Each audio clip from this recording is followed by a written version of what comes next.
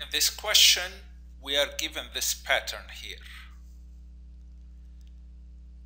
We are told the pattern shown is due to a double slit setup.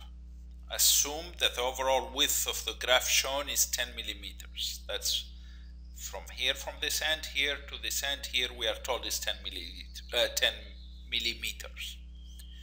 We are told that the wavelength of light is 500 nanometers and that the distance from screen to slits is 2 meters.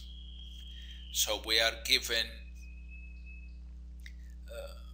the screen width. We can use that to find delta y if we need to. We are given the wavelength, 500 nanometers, and we are given L, the distance from screen to slits, 2 meters. But before that, they are asking us to explain what we see in this graph here. In this graph here, we have two representations. We have what we would see on a screen if we perform the experiment. That's what we have here, the patches of green light and dark light, black spots. Now, the green light represents constructive areas where we have constructive interference of that green light. And as we go here, we go from one interference fringe to another one. And you notice this fringe here is a little less bright than the one preceding it. And then we go here where if we follow the same delta y, we should expect another fringe, but we don't see it. And we don't see another one. And this area here, that's because we have a dark fringe due to diffraction. So in other words, we have a combination of interference and diffraction that we can see very easily here. Now, of course, we can notice these some other way by looking at the graph above. The graph above, that's not something you see by running the experiment. But this represents for us the intensity of the light. You see the middle slit here, the middle fringe, that's where we have the maximum intensity of light. And then we have two equal size intensities at both ends. And then it drops gradually where I have here the diffraction minimum. And then I have another diffraction maximum here. And then another diffraction minimum here. Same in the other side, it is symmetric. Now each one of these peaks here corresponds to an interference maximum.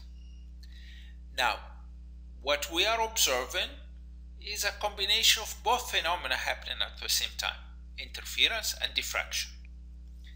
If we had only interference, we would see something like this in this graph here on top. Just fringes that look like same width and same intensity light. However, diffraction would look somewhat like this. So this is our central maximum here, from here to here. And then we don't see the other fringes, but we see their start. This is the first fringe beyond the central maximum. And this is that same fringe from the other side. Now, when we combine the first graph here on top to the second graph, that's what we get, the combination of both, and that's what we see here. Now, the second question is asking us, part B of the question is asking us, how would the pattern be different if we increase the width of the slits? Now, if we increase the width of the slits, we are affecting just the diffraction. And if you recall, the equation for the width of diffraction patterns is here. It is delta y is equal lambda L over A. Increase in the width of the slits is increase in A. That means we are going to increase, if we are going to increase A, we are going to decrease delta y here, which is the width of the diffraction fringes.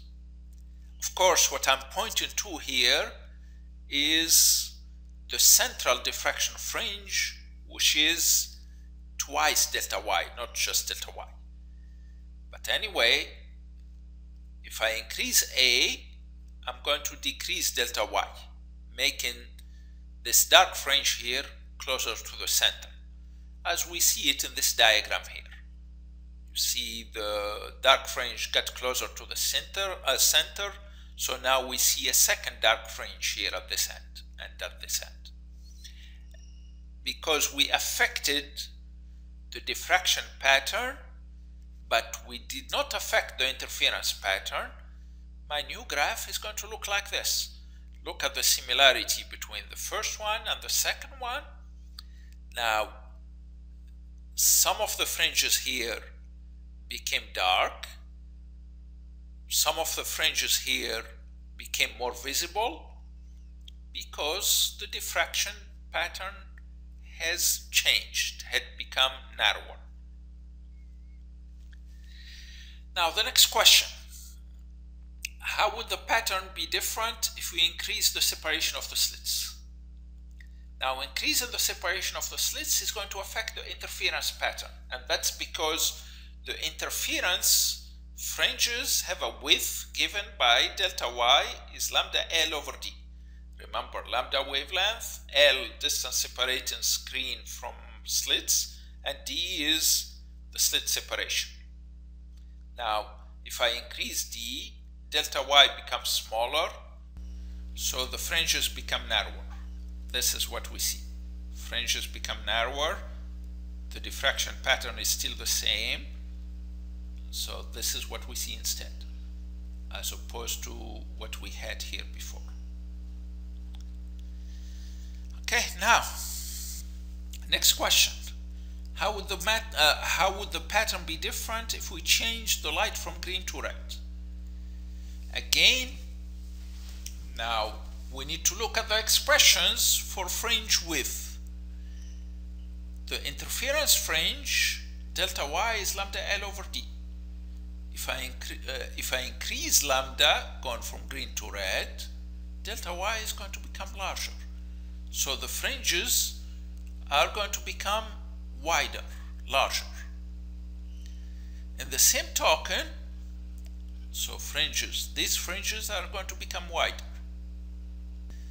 In the same token, the diffraction pattern is affected by the wavelength as well.